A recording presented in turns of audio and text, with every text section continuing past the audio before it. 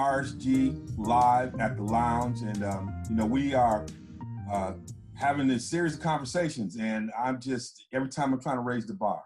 That's something I'm trying to do every time we have a conversation. We've had some really good ones, and I think tonight's guest will be as fun as I think as our previous guest in terms of just really trying to explore some of the issues that we're facing today, but also to really understand kind of the journeys that folks that I know have made, particularly in this world of sports. I'm using this time to really kind of uplift and showcase really positive individuals who have been making their mark.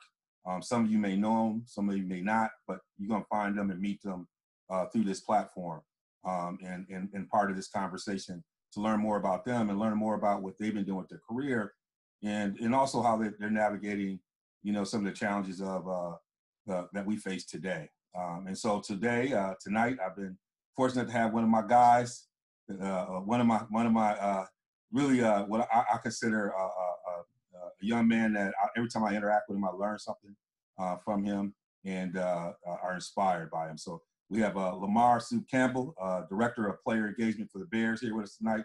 How you doing, brother? I'm great, man. I'm great. Number one, you're too kind. I'm not afraid to admit that you're a mentor of mine. During my academic career, I was constantly, being able to be with you and learning what I learned and the red doors of Bascom Hill, man. I mean, I owe a lot to you guys out there in Madison and what you've installed in me to be where I am here today. So don't be humble, man. You helped me out a lot to where I am right now to get here today. Hey, man, it's been incredible to watch your journey. And, one of the things that I've always tried to do when I host a show at the lounge with a guest is, and it's part of our cultural history is to understand people's origin story. And I think it's important to understand how people got to where they are. And so I would like you to just talk a little bit about like your journey to your current position, because it's not an easy path. Right. And it. I've had those conversations at every turn that it hasn't been an easy road, but kind of share folks a little about your journey, the origin, where it started, and how you got to this position that you're sitting in right now. Oh man, that's I'm gonna try to give you the abridged version because give me the abridged, but that's okay. It's been a lot of. That's why I like this platform. I can let it marinate. It's been a lot of turns. Out of the career started in Chester, Pennsylvania. A stone's throw from Philadelphia. You can walk to Philadelphia from my town, so right on the edge of Philadelphia. Ironically, I have 3 players here in the Bears building that are from Chester. Rondell Williams, one of our coaches, and one of our players, Bilal Nichols. So it's funny being a guy growing up in that impoverished and violent neighborhood to see 2 guys that I knew as young men to now be colleagues here at the Chicago Bears. And we talk about that all the time. What Chester is a very violent, very drug-ridden, very unfortunately decrepit city, and we're fighting to get it back. We're fighting to make sure we put it back on the map. And to have 3 of us from such a town to be in one organization is really, really a big deal to us. We take a lot of pride in that. Didn't play football until my senior year of high school. And I'll be honest, I got into a little trouble the summer before my senior year. I was trained in schools, and I had an opportunity. I could have went away to camp, the boot camp, and the judge gave me a second chance and decided I needed to focus my career and focus my mind on doing something positive. First time I stepped on the football field, you play around the way football. When you're from that area, the basketball is the first thing that they put in your hand, right? That Philadelphia area, right? So then you look at just to give Chester another shout out, Jameer Nelson, Rondé Jefferson, all those guys are from Chester, PA, that small town that are doing great things in their professional leagues. And I went to my new school. I didn't know anyone. I went off of football to get rid of some of this aggression that I had. They threw me a pass. I got my head knocked off. So I went back to the huddle, and I told the quarterback to throw the same play. He was like, no. I'm like, no, throw the same play. And I went like 90 yards for a touchdown. And I came to the sideline, and coach said, can you do that all the time? I said, coach, look, man, if you tell my mom I'm doing a good job, I'll score as many touchdowns as you want. Just let her know I'm doing solid. I don't want her on my behind, right? Yes. And we just happened to be playing one of the top linemen in the country that year. Every school was there to see him, and I had a monster game. And then after that Friday night lights, my phone started ringing. And that's for the first time I really realized in a long time I could actually see more than just Chester, Pennsylvania. I chose the University of Wisconsin because of Barry Alvarez. And Barry Alvarez was I grew up in the projects. And the school that I was transferred to was in a new school district. I mean, Principal's Award for Excellence. I was coming from a school where we didn't even have textbooks. Now I'm going to a school where one of the top schools in the state. And no other coach, all the other coaches would want to meet me at the school, right? Barry Alvarez was the only coach that came to the project. Barry. Barry pulled up. Barry pulled up in his Cadillac. It was him, Brad Childress, who I had a chance to work with again here. I currently work with his son here, Kyle Childress, and Bill Callahan, guys who would be head coaches in the NFL. And they pulled up on the corner, and it was all the drug dealers on the corner. And he said, "Yeah, I'm here for Soup." They're like, "What school you with?" They're like, "I'm with Wisconsin." They're like, "Yeah, Soup live right there." We walked you up there. So Barry walked up with the hustle neighborhood, man, and I was hooked. Like, I respected, growing up how we grew up. You respect real. And Barry came to the hood, man. He sat on my couch. That was the OG couch. Grandma still had the plastic on it, so. He offered me a scholarship, and when I visited, I shut down all my other visits because he had already won me over by even coming to where I was. And obviously, undergrad had a chance to play as a freshman. Left Wisconsin in 1998 with a free agent opportunity with the Detroit Lions. Made the team as a free agent. Became a starter by my third year. Got 7 years in with them as a player for the Detroit Lions. And the day that they cut me, so the cut story, I got cut on my birthday. So, cut time. So cut time is over at 4 p.m., right? Wow. It was like 3:55, and a phone call comes through, right? And I'm like, yeah, Soup, we need your playbook, come over, whatever. So I came over with the playbook, whatnot. And the minute I walked in, I knew I always wanted to be a scout. I wanted to be in the front office. So I walked in, and they said, Soup, we tried to trade you. I said, listen, are y'all hiring? And I want to be a scout. I want to come back. And they started laughing. But that year went by, and they told me if I didn't get picked up, they would give me a chance. So a year went by, and that December, they gave me a chance to come back to Detroit. And that was my brief stint as a scout. It was eye-opening to me. And it was funny. I was in one meeting, and I was like, did y'all talk about me like that when I was playing? Like, yeah, we talked about you like that. So it was really an eye-opening experience for me. But then life happens, right? I had a son on the way, thought I had a son on the way. And it was important for me as somebody that grew up without a father in a household that ultimately being a dad was going to be the most important job that I would ever have, right? So it was important for me to be there. And I took 2 steps back. I went and got my real estate license. I started doing real estate in Atlanta. That's where my son was. That's where his mom was, and started raising a kid there. Then I had the opportunity to go on CNN. In a way, and I talk to these guys about giving back all the time. I was at a charity car wash, and this was at the time when the NFL was on strike, and guys were taking out predatory loans, right? And they were taking out loans with 20% interest on the back of them. Wow. I got into a conversation with another gentleman at this charity car wash. He just happened to be a producer for CNN. And he asked me, would I mind coming on air and talk about it? And I had never been on air before. I had took advantage of, the NFL broadcast boot camps and things like that. But it was mine. But of course I said, yeah, right? Like, yeah, I'll do it. And so I got on air. So I had a brief stint there. I had a chance to do a couple op-eds on transition. And ironically, one of my first op-eds was athletes being political.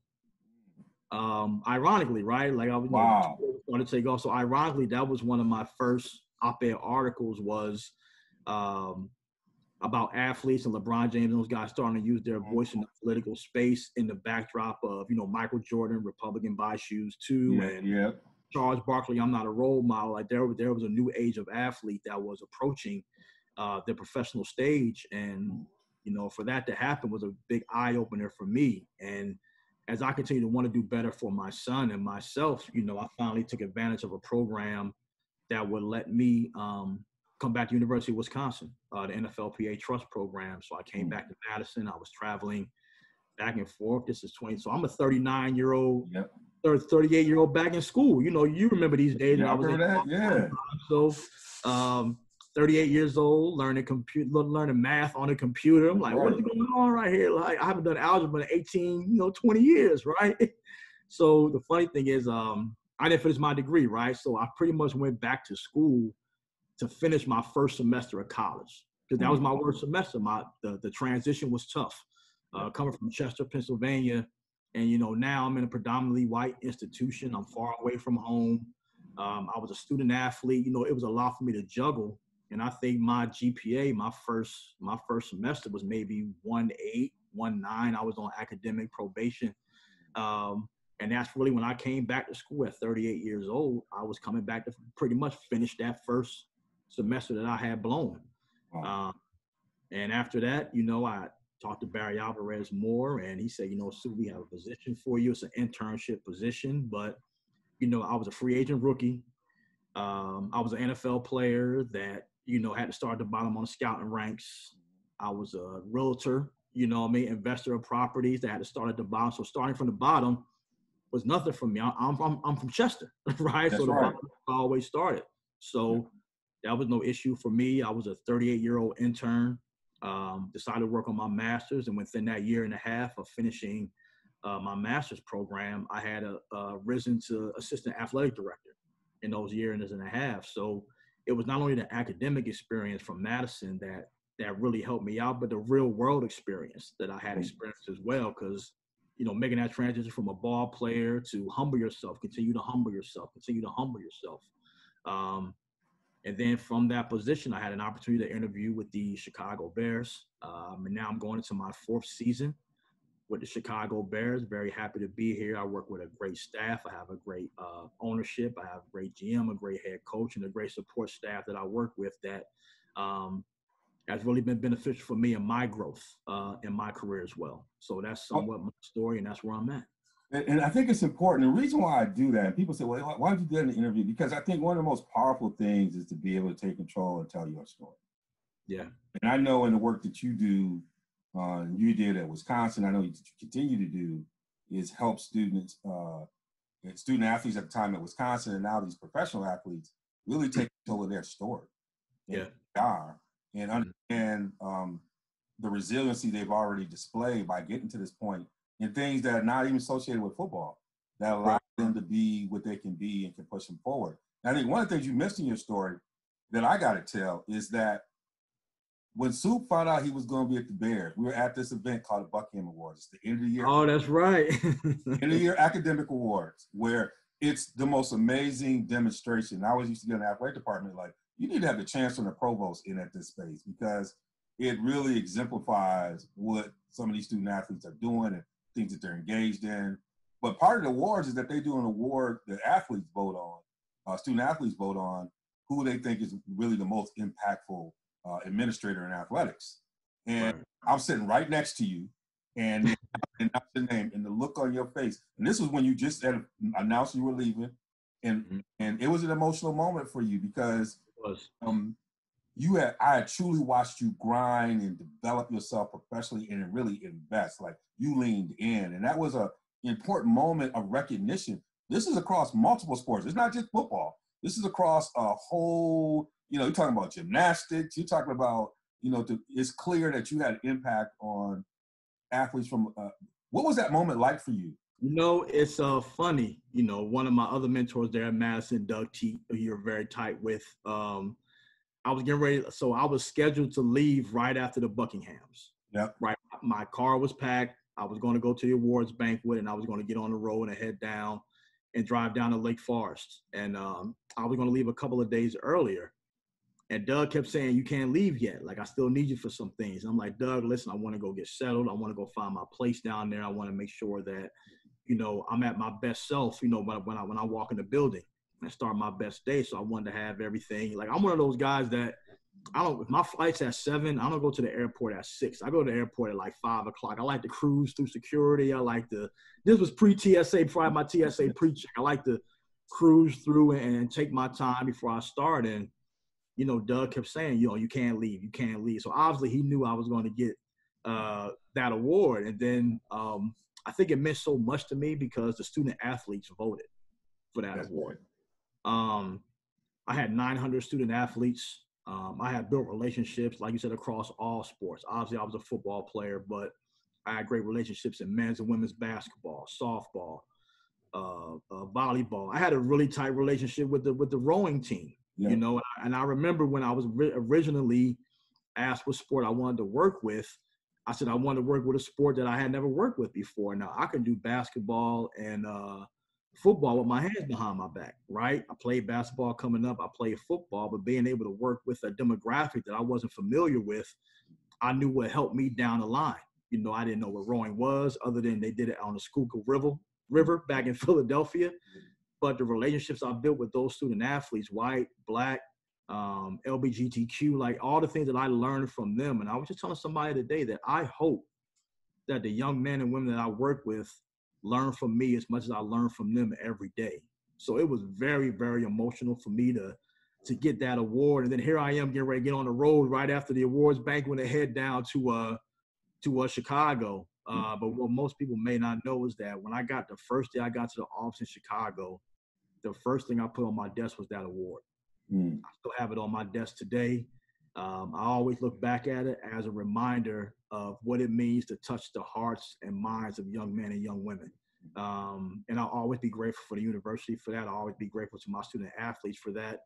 And my student athletes come to my games. I still keep in contact with all of them. I watch them go pro. I watch them, and I still mentor them along with my Chicago Bears as well. So those are lifelong friendships and relationships that I will always cherish with my student athletes. And you know, it'll always be on Wisconsin, and they made me who I was to get that award, and I appreciate them for that. So you're the director of player engagement, and you know that's an area that's evolved over time. And so for people who might not be familiar with it, what's your role in the organization? What do you do with players in your role? You know, my role is sort of a conduit in a sense. I work closely with, you know, football ops, the football staff, that's the scouts, the coaches. But I always also work closely with community relations, with PR, with Mark. Pretty much, you're a jack of all trades somewhat in the building because you work with every department because ultimately everything we do affects the game. And probably the most important people out of the building, you know, are the players. And making sure that they are taken care of in a sense that when people hear taken care of, it's not taking care of what they need you to do. Like you're not getting tickets and you're not doing those things, but you're teaching them how to be men in this game. You're teaching them how to be a professional athlete. Like I tell people all the time, I had a chance to play 7 years in the NFL, but I was only a pro for 4 years.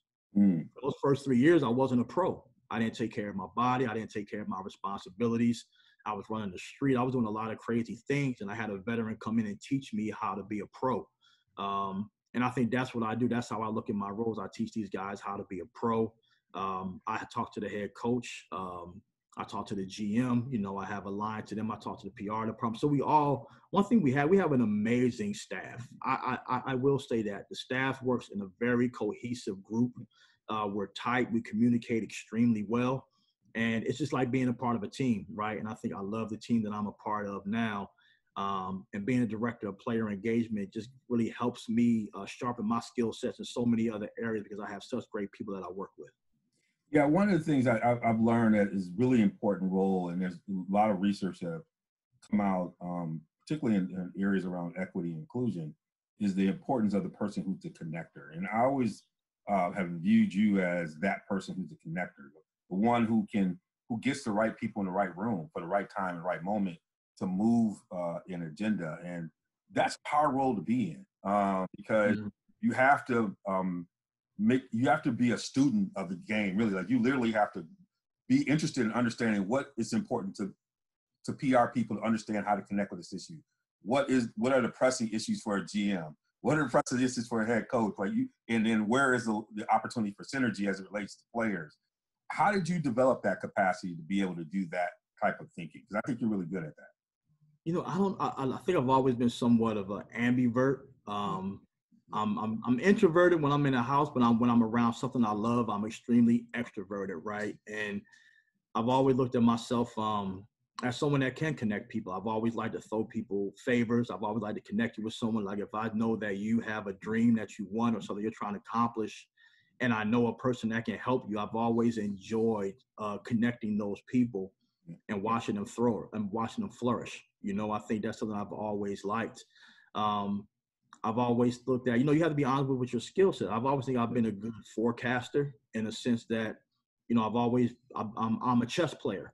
So I always like to think 3 or 4 steps ahead. You know, I like to keep up with trends and what may be coming our way. That way I can have a preemptive strike or be able to communicate with people in the building on what may be coming down the pipeline. I wish I could say I knew how I came to be that way, but I will say, you know, I've had a lot of great mentors, including yourself, around along the way. And, you know, I look at my time in academia, right? I look at my time in Madison, and I've always been a reader, but the books I've read and the conversations I've had and the understanding of history and how that affects the world, the understanding of how people work. So, you know, when you're in Madison, when you're in a highly intellectual place like that, you know, you go have lunch with somebody who's a sociology major, or you go have lunch with somebody who's a sports psychology major. You're just constantly being a sponge, picking up knowledge and picking up different viewpoints and understanding how people work. And I look at myself as somebody that really tries to manage the ecosystem of the building, making sure people connect, making sure my players understand what's expected of them. I don't pull too many punches with them. They know I'm a pretty honest guy, but you know, the ecosystem of a team is vital. And everybody plays their role. And my role is to make sure everybody's on the same page. And obviously I don't do that by myself. Like I said, we have an amazing team there, but I take my role extremely seriously. It's all those things that aren't quantifiable by numbers that we have to master. And that's something that I take very seriously. Well, one of the really important things you do, and we've kind of been, it's kind of disrupted when you think about what's happening with COVID-19, right? Unprecedented times is, and it's been interesting that, you know, NFL has kind of kept beat. So they had the draft, they had, you know, they kind of kept along with their calendar, in different respects. But the calendar wasn't the same for you. So normally you're trying to get rookies on board. You have mini camp, you know, you have time here where you're able to work with them and try to get them up and time with them.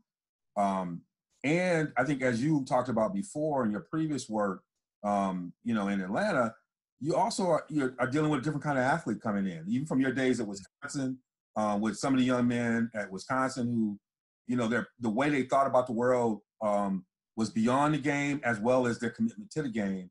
And so you're trying to nurture those folks through that arc in this unprecedented time. What are some things you've been doing, given that you've had to probably do some things virtually? You know, folks are trying to figure out how to move from where they are to get educated. You know, you have people trying to, you know, Chicago's not an easy city, trying to figure out to try to relocate to. You don't know what timelines are going to be like for whether we're going to have a season. What has that been like for you, and how have you kind of negotiated that with the rookies you have coming in? You know, I think when COVID hit and everyone had to adapt to the Zoom space, when you had to meet by Zoom, I think it met a lot of the players where they are. Right. They live on their phones. They're on their phones all the time. They're very technology savvy. So I think the transition from going from meetings in person to meetings in Zoom was pretty easy. It was pretty seamless. Guys have been very, very good with it. I was never a FaceTimer before Zoom. I wasn't that kind of guy.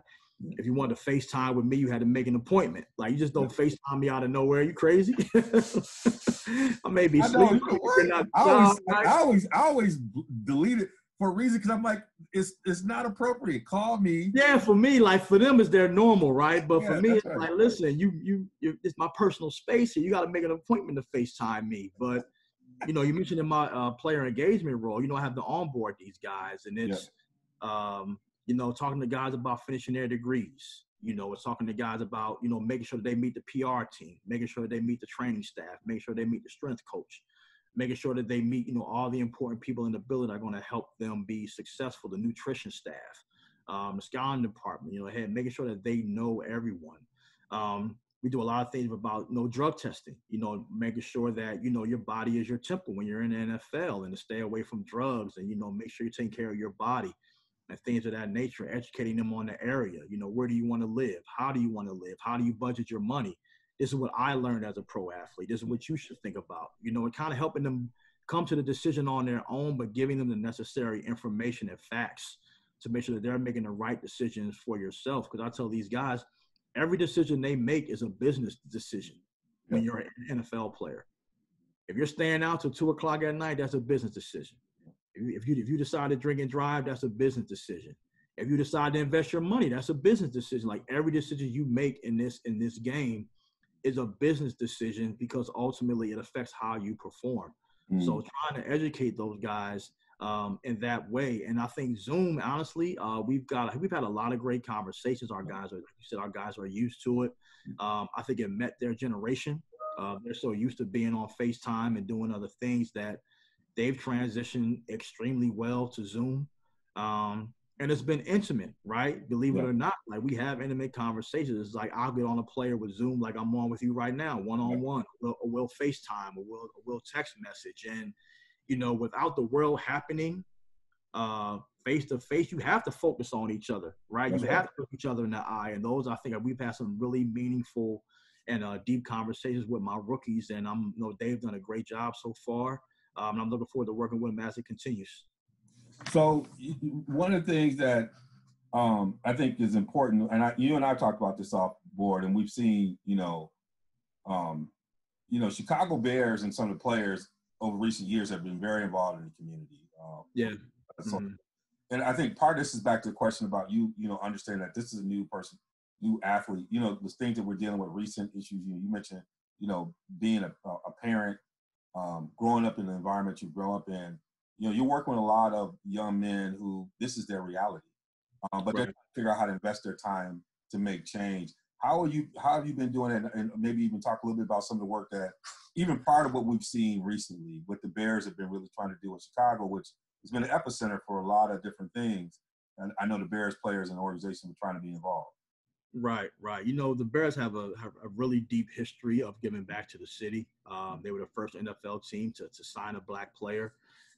Everyone's heard of Brian's song. And so with Gail Sayers. So those are some of the things that Brian Piccolo and Gail Sayers' story. That's Brian's song for our listeners who may not know what that is. I think that's a great movie that you should watch, especially in the time that we're in right now. And I think what we've done, we were the first team to have a social justice committee. The last couple of years, we were the first team to really maximize the donation. I think together, along with the organization of players, an organization raised almost $1 million in social justice funds and social impact funds. So it's something I take a lot of pride in. I know the players take a lot of pride in it, and I know the organization takes a lot of pride in it. So I look back to my story about getting on CNN, right? And it came from a community service organization. I went to go wash some cars to make some money for my son's school so he can get some uniforms. And it opened up a lot of doors for me, right? And so I look at how these giving back opportunities can not only help these guys, but the things that they're passionate about. Some of these guys come from single parent homes. Some of these guys are interested in prison reform because their father, somebody in their family, drug reform, fair housing, health, mind, and body. I mean, you look at some of the great ones, Peanut Tillman, for instance, doing great things here in Chicago. Matt Forte, still doing great things in the city of Chicago. Israel Adonijah doing great things in the city of Chicago. So Chicago's a city that takes care of their own. And I tell these guys that, if you give back to the city of Chicago will give back to you. So invest yourself in the community, because we all was that one kid. Like I say, we're all a kid from somewhere. Yeah. All a kid, just a kid from Chicago, just a kid from Chester, just a kid from Madison, just a kid. We've all been just a kid from somewhere, and you never know where that inspiration is going to come from. And you never know that inspiration that you give, how it's going to help that young man or that young lady excel in their life. And in 30 years, maybe someone that you talked to and I spoke to will be on an interview just like this, talking about something you said or I said helped them out. And I think that's powerful. We just did a podcast titled, a dialogue between brothers. Just kind of just unpacking just how we're feeling right now. And I know you are very emotional and, and very invested. The death of George Floyd has been impactful because I think we all can see ourselves in that moment. But just kind of how are you feeling? just more in general, and that's been my question for brothers. Less about the political. How you feeling? Because we don't give ourselves enough opportunity to just say how we feel, right? And that was what I've been dedicated to asking that question, because we don't often get that asked about us. We always talk about the machismo, and particularly when you athletes, right, just run through anything or format. It's like that's always part of who you are and your personality. And what we're seeing now is we see people like Steven Jackson, who is strong as anybody we ever know, bring them down to tears. We see, all these folks who have this great inner strength being broken. So my whole thing is just how you feeling? I feel good. But pushing through is my toxic trait. Yeah, that's right. If I have a toxic trait, it's believing I can handle anything that's thrown at me. Yeah. And obviously over the last couple of weeks, I've had a lot thrown at me. Mm-hmm. Obviously counseling a lot of my guys, as black men themselves, of what we've seen the last couple of weeks and what we've experienced. And, it's something somewhat cathartic a little bit to know that what we've been feeling is now front and center. Mm-hmm. A lot of things that we've dealt with is front and center. And I think I probably should be getting some rest, but I'm not. I know you're not. Because I'm passionate about what I do, right? Yeah. I'm passionate about what I do. It's hard for me to sleep. I keep my notepad by my bed because I'm in the middle of the night. I wake up with an idea. I'm laying down. I have an idea. And, I know that us as black men in America, I pride myself on being my best self at all times. Whether it's a father, whether it's, director player engagement for the Bears, a representative of the community or the organization, like, that's my toxic trait, but me owning it, I think, is a step in the right direction. Yeah. But this is no time for me to slow down. My players are my main priority, along with my son and my family. And I make sure that their mindset is right, because this game is so mental, right? And in a city like Chicago, and our guys are spread out all around the country right now. So COVID is ravaging minority communities. Yeah. So a lot of my players now may financially be having to support their family. They may have lost family. I've lost family. So it's a lot of weight on us right now, right? But I put on my weight belt, I strap up my lifting shoes, and I continue to lift. And I know it's a toxic trait, and I know I keep saying that, and I think I've learned that. I'm saying it a lot because I've learned it over the last couple of weeks, but I love what I do. I'm always going to move forward with passion. I always talk to my players about logic versus emotion. And you have to empathize with emotion, even your own at times, but you have to logically move forward in the world that I am. And you have to be a sound decision maker. And you have to make decisions. You can't get caught flat-footed. You can't get caught up on what do we do. You have to have a solid decision made. And, I have these conversations with my support staff here, and we help each other in different areas, and we do what we think is best for the organization. So, having that team around you that can look at things from different perspectives, and you can talk about it and talk it through and make sure that we're doing the right thing for the organization and the players. So, it's 5 o'clock somewhere, right? And I'll have a vacation one day, right? So today's just not today. Well, I think you hit on something that's really important. I know Obama talked about it yesterday a little bit, because, so much of these changes are local. And I always say that, part of the power is like, if we all play our position and control our block, right, where the change is going to happen, we can't always look for federal level answers, but there's things that we can do in our day-to-day lives to make a change while we're doing some of the things I think that are appropriate to the global response to what's going on. But then there's what's happening on the day-to-day, getting up every day, and who's playing their position to move the needle. And I've always seen you as someone who is not surprised by what we're seeing today, because I know that's really a part of your heart and you understand it. But you've always been somebody who's been activated to change it. And you've always, in all the work that you've done. And, I did want to highlight that and really kind of wish you well and continue that journey in the space that you're doing. And it was important for me to bring you up along with people like Scotty Rogers, who are in positions that we don't ever think about and visualize, that folks who look like you are in those positions doing that kind of work. One of your brother Badgers, like Troy Vincent, who was in the role that he's in. Those roles are very important and influential, and have a way to also have an impact, and to the extent that we can support those roles, I think are important. So I did want to make sure that I brought that forward, because I do think that's important for our listeners to understand and contextualize when they think about the work that you do, and the way that you're a trailblazer for the work that you do, because the way you think about this work, and that you defining the work's not being defined to you. That part has always amazed me about you, that you find a way to define the work. They'll give you a job description, but then how it's going to work and how you're going to make it happen. And you've been amazing at being able to do that. In the final word, if you were to think about, where you want to be and how you kind of impact you want to make over time, like what's that moment? What's that, not in Bears administration, we ain't talking about he leaving. We talking about,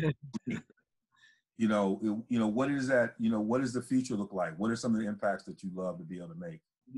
I think whenever my time here in Chicago is ever over, I would like to think that I helped the organization shift the culture.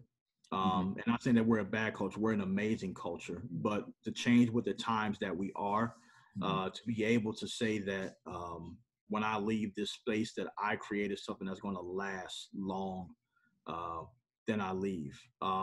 I will say to my people in Madison, I had just got accepted into the PhD program before I left. Me and you talked a lot about that. I appreciate your recommendation letter. I think that helped. We'll get back to that. Right. So, I think that's something that's still out there for me as a goal that I want to finish. I do want to be Dr. Campbell one day, whenever that day happens. And I think I'm an agent for change. I think I want to create a tree. You ask me what I want to do, I want to create a tree. Coaches have trees. Mike Holmgren has a great coaching tree. Andy Reid has a great coaching tree. All these great coaches, Bill Walton, all those guys learn from. I want to build a professional tree. So I want to grow young men and women. I want to send them out to the world so they can plant seeds and they can grow somebody else. So when you look at my tree, you can say, oh, this person went on to be a CEO. This person went on to be a senator. This person went on to be the president of a company. Like, that's my legacy. Like, my goal is to be a tree, a redwood that will sprout many saps and continue to pollinate the world. And that's really my goal, is to continue to create and help people maximize their potential and move forward. And right now, I get a chance to do that with all my players. I wait for the day when one of my players gets that gold jacket and can't, right? And even if I only had him for a short amount of time, I want to know that I poured something into him, that I helped him get there, that I helped him get through some things to be able to be enshrined in Canton forever. And that's part of my tree as well. So I take that seriously. It's something I'm very passionate about. And you can cut me down when I'm old and young, but my trees will still be growing. The people that I helped raise will still be growing. The people that I helped out along the way will still be growing. In that way, my legacy never dies, because everyone's paying it forward. And before you know it, I have a forest of people that are doing amazing things in the world. Well, that's what we appreciate. LaMar Campbell, Director of Player Engagement for the Chicago Bears. And, my friend, it's great. Can I say one more thing real quick for all the listeners? I want to thank you. I was just talking about mentors today, and you're one of my mentors, and I appreciate everything you've implanted in me in my time in Madison, and made me think about, because you gave me some really tough things to think about. You really challenged my mind. You really challenged my thinking. And now I'm fortunate enough to have, I call it my wise men, right? You're one of my wise men. I have a personal CEO board. I have a personal board of advisors and mentors and you notice I don't make many decisions without calling you or talking it through. And I call you guys. And so I encourage everyone out there that's listening to this to find your own personal board of advisors.